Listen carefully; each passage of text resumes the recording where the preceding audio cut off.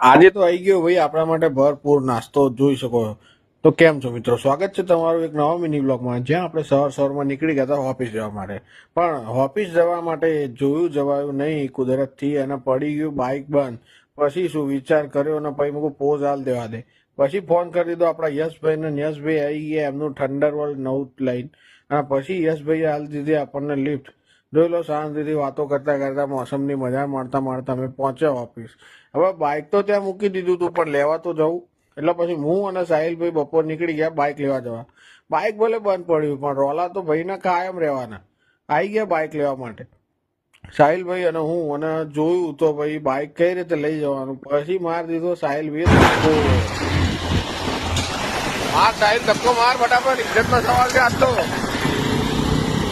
Bike પડ્યું તું બંધ, ને આપણે કામ હતું ડ્રાઇવિંગ સિનેમામાં પિક્ચર જોવા જવાનું. એટલે આપણે પહોંચી ગયા ડ્રાઇવિંગ સિનેમામાં પિક્ચર જોવા.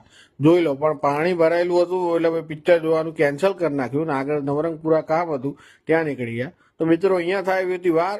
મળીએ કાલ સવારે એક બીજા મિની બ્લોગમાં.